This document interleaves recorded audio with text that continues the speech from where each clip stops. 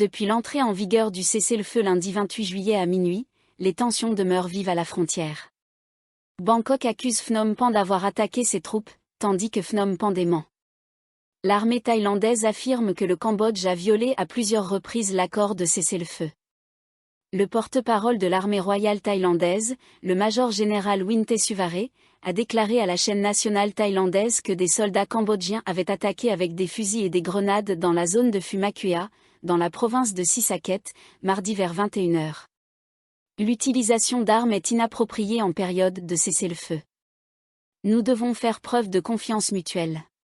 L'armée condamne fermement ce type d'action. C'est la deuxième fois que des armes sont utilisées depuis l'accord, a-t-il déclaré. Il a ajouté que les forces thaïlandaises continuaient de surveiller la situation le long de la frontière, sans avoir utilisé leurs propres armes.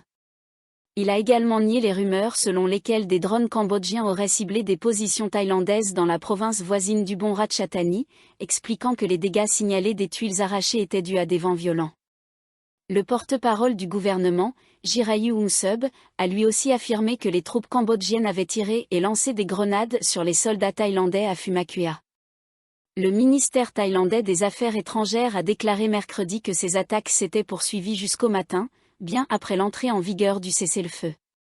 Un tel acte d'agression constitue une violation flagrante de l'accord de cessez-le-feu par les forces cambodgiennes et démontre leur manque évident de bonne foi, a affirmé le ministère. La Thaïlande réaffirme son engagement total pour une résolution pacifique et appelle fermement le Cambodge à cesser immédiatement toute violation. Le Cambodge dément. Le ministère cambodgien des Affaires étrangères a publié une déclaration rejetant catégoriquement les accusations thaïlandaises. Selon cette déclaration, le Cambodge est fermement engagé à respecter pleinement l'accord de cessez-le-feu signé le 28 juillet 2025 à Putrajaya, en Malaisie. À aucun moment, les forces armées cambodgiennes n'ont participé à des actions pouvant être interprétées comme une violation du cessez-le-feu, affirme le communiqué.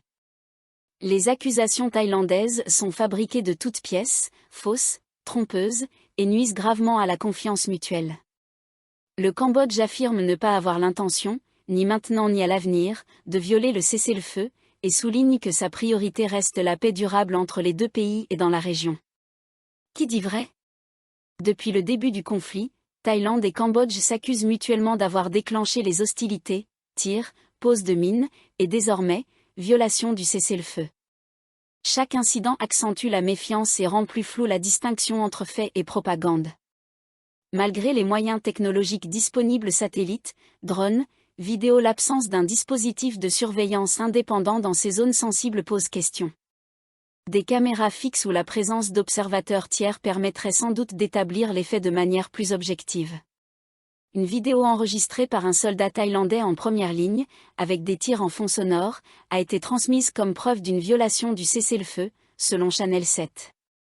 Pour l'instant, aucune nouvelle victime n'a été signalée. D'après une mise à jour de la journaliste locale Wasana Nanuam à 8h ce matin, la situation semble revenue à la normale à la frontière, sans nouvel affrontement signalé. Des inondations frappent le nord et le nord-est de la Thaïlande après de fortes pluies. Plusieurs provinces du nord et du nord-est de la Thaïlande font face à des inondations à la suite de la montée rapide des cours d'eau survenue mardi 29 juillet. Le département des ressources minérales a lancé une alerte concernant de possibles glissements de terrain et ruissellements forestiers mardi et mercredi, après que 150 mm de pluie sont tombés en seulement 24 heures. Les provinces placées en état d'alerte sont Tak, Mae Hong Son, Chiang Rai, Nan, Phai Yao et Phrai. Chiang Rai sous surveillance. À Chiang Rai, le département de la prévention et de la gestion des catastrophes a émis une alerte dès le matin, conseillant aux habitants vivant le long de la rivière Kok de déplacer leurs biens vers des zones plus élevées, le niveau de l'eau continuant de monter. Les secteurs les plus menacés sont les communes de Hue Chom Phu, Mae Yao, Dua Hang, Wiam et Rim Kok. Le débordement de la rivière était attendu vers 18h. Le niveau d'eau atteint à la station de mesure de Mae Yao était de 6,11 mètres, et celui de Rim Kok de 4,82 mètres. L'eau montait à un rythme de 5 à 8 cm par heure. Dans le district de Mae Sai, la rivière Sai, sortie de son lit lundi, a commencé à se retirer. Cependant, elle a laissé de nombreux débris, et les opérations de nettoyage sont toujours en cours. Alerte à Mae Hong Son. Dans la ville de Maeongson, la rivière Paix a atteint 3,5 mètres à 6 heures du matin, dépassant le niveau critique. L'eau s'est répandue dans les zones agricoles des villages de Pammu et Phabang. Les autorités ont jugé qu'une évacuation n'était pas nécessaire, expliquant que des inondations surviennent chaque année entre août et septembre. Cette année, elles ont commencé plus tôt en raison de la tempête tropicale Wifa, qui a entraîné des pluies abondantes. Routes endommagées à Nan. À Nan, bien que les eaux aient commencé à se retirer dans les zones précédemment touchées, les autorités poursuivent les opérations de déblaiement. Les pluies continues ont néanmoins provoqué des ruissellements forestiers et causé des fissures sur certaines routes, notamment dans le district de Chaloem Phrakia. Les conducteurs sont invités à vérifier l'état des routes avant tout déplacement. Le Mécogne déborde à Nakhon Phanom. Dans la province de Nakhon Phanom, le Mécogne a franchi mardi le seuil critique de 12 mètres. La route Sawan-Chekom, en bordure de fleuve, a été inondée sur une distance de 5 km. Les habitants et les commerçants ont dû évacuer leurs biens face à la montée des eaux. Des inondations frappent le nord et le nord-est de la Thaïlande après de fortes pluies. Plusieurs provinces du nord et du nord-est de la Thaïlande font face à des inondations à la suite de la montée rapide des cours d'eau survenue mardi 29 juillet. Le département des ressources minérales a lancé une alerte concernant de possibles glissements de terrain et ruissellements forestiers mardi et mercredi, après que 150 mm de pluie sont tombés en seulement 24 heures. Les provinces placées en état d'alerte sont Tak, Maeongson, Chiang Rai, Nan, Phai Yai et Phrae. Chiang Rai sous surveillance. À Chiang Rai, le département de la prévention et de la gestion des catastrophes a émis une alerte dès le matin, conseillant aux habitants vivant le long de la rivière Kok de déplacer leurs biens vers des zones plus élevées, le niveau de l'eau continuant de monter. Les secteurs les plus menacés sont les communes de Ueshom Phu, Mae Yao, Dua Ang, Wiam et Rim Kok.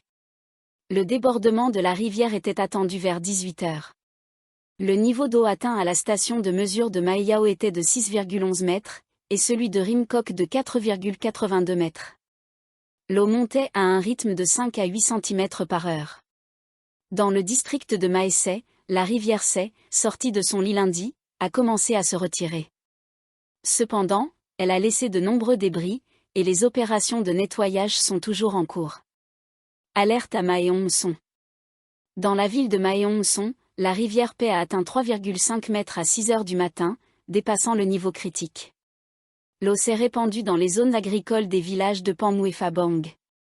Les autorités ont jugé qu'une évacuation n'était pas nécessaire, expliquant que des inondations surviennent chaque année entre août et septembre.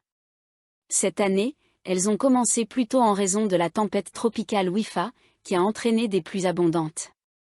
Routes endommagées à Nan. À Nan, bien que les eaux aient commencé à se retirer dans les zones précédemment touchées, les autorités poursuivent les opérations de déblaiement.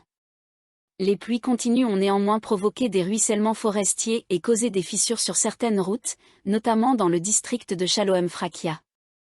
Les conducteurs sont invités à vérifier l'état des routes avant tout déplacement. Le Mécogne déborde à Nakhon Phanom. Dans la province de Nakhon Phanom, le Mécogne a franchi mardi le seuil critique de 12 mètres. La route Sawan-Chekom, en bordure de fleuve, a été inondée sur une distance de 5 km. Les habitants et les commerçants ont dû évacuer leurs biens face à la montée des eaux.